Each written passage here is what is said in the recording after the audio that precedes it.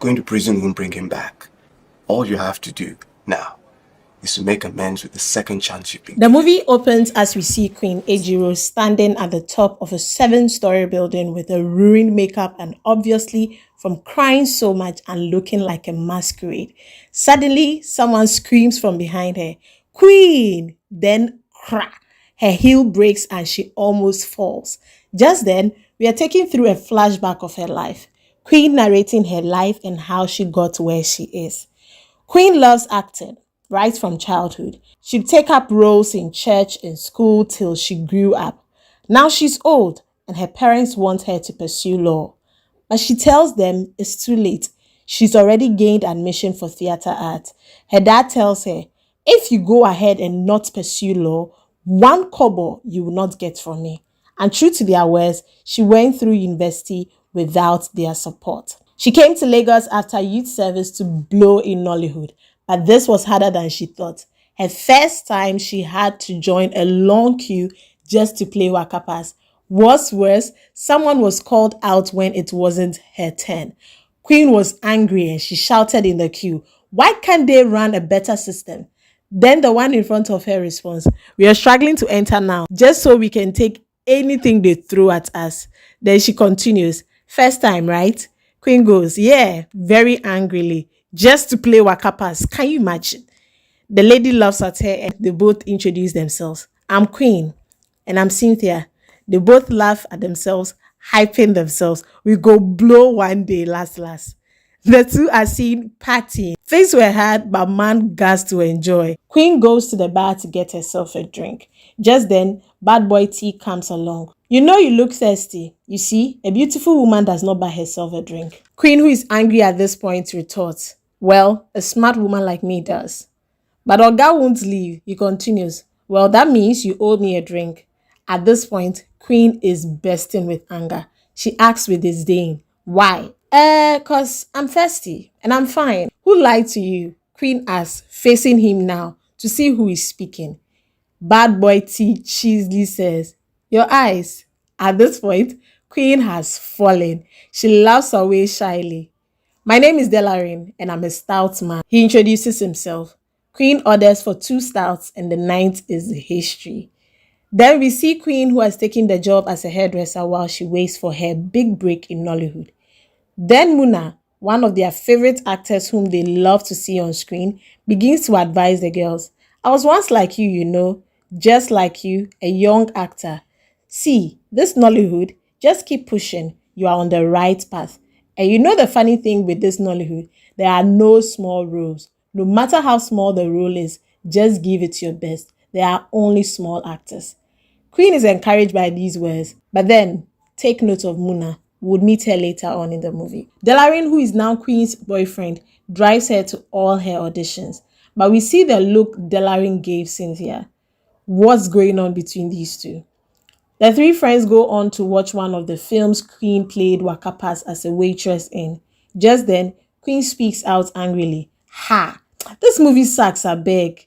Delarin goes like, "Oh, ho! I didn't want to be the one to say it, oh."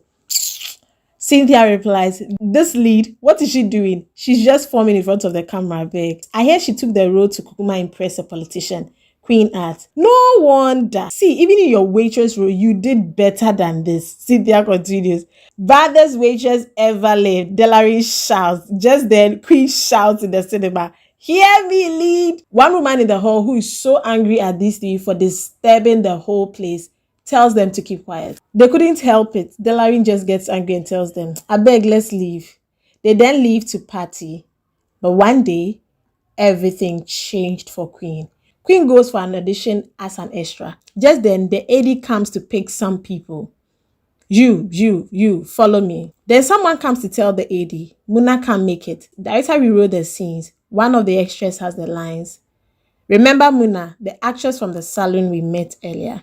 That's her. The AD is angry at this point. "Hey you, brown hair," referring to a girl seated by Queen. "Say, the rain in Spain falls mainly in the plain."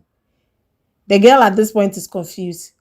She does not remember what the AD says. She goes like, the Spain in the main in the main falls, At this point, Queen cannot help but to laugh. The AD is frustrated and he catches Queen laughing. Hey you, is there a problem? You think you can do better? Okay, say it, let's see. Queen starts forming and then she says exactly as he said it. The rain in the Spain falls in the plane. Boom, she got the role.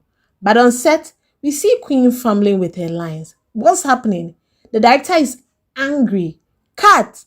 I thought she said she can do this, shouting at the AD. This is why I don't like working with ADs I don't know. Always casting their girlfriends. The AD who already believes in Queen goes to encourage her. See, take a deep breath. Do you have your lines? He asks Queen. I do, just that I don't know what's happening. It's not. Then the AD comes in.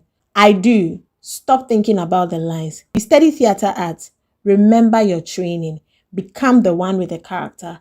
Remember, right now you are blessing the nun who is in love with the priest and is begging God to take this cup away from her. You get that and you'll be good. Queen is encouraged at this point. She smiles and tells the AD, you are amazing. You should have been the director. They both laugh. She's now ready. She delivers her line with so much passion. The whole room is tensed. Just when she finished delivering her lines, the whole room breaks into applause. Everyone is clapping and shouting her praise. The director gets up and shouts, Frank, Frank, calling the producer who is not on set. I'm the best director ever. Only I could have brought out that performance, taking the accolades for Queen's performance. Imagine someone who was insulting the AD's choice earlier. The AD meets Queen afterwards and tells her, you are too good to be an extra. Queen laughs. You dey whine? You inko. Why are you an AD? Don't you want to be a director? The AD laughs. I'm saving for my short film. Every kobo counts. Queen then asks, let me guess. You're here to offer me a role in your short film? The AD says no. Ouch. Queen is hurt. But he quickly explains that this is because the only female role would be a waste of your talent. Then he hands her a flyer of a reality show. The winner wins 20 million naira. Imagine, 20 million naira and a car, guys. Queen is excited and decides to give it a try.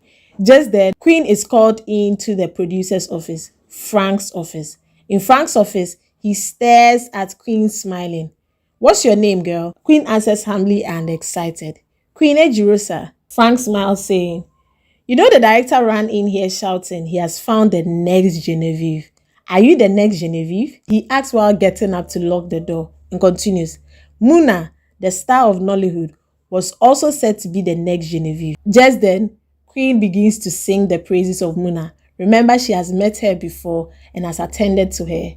Plus, she loves her. Yes, sir, she's the best. Just then, Frank begins to rub her shoulder, asking her if she's ready to do what it takes to be the next Genevieve. You know, talent is only 5%, but 95% of getting to the top is about who you know. I made Muna, and if you can do what I want you to do, I will make you a superstar. At this point, Queen is getting uncomfortable. She tries to leave, but when Frank pushes it, she hits him on the dick and runs out. Frank, who is in pain, starts to scream, You are finished. I'll make sure that you never get any role in this town.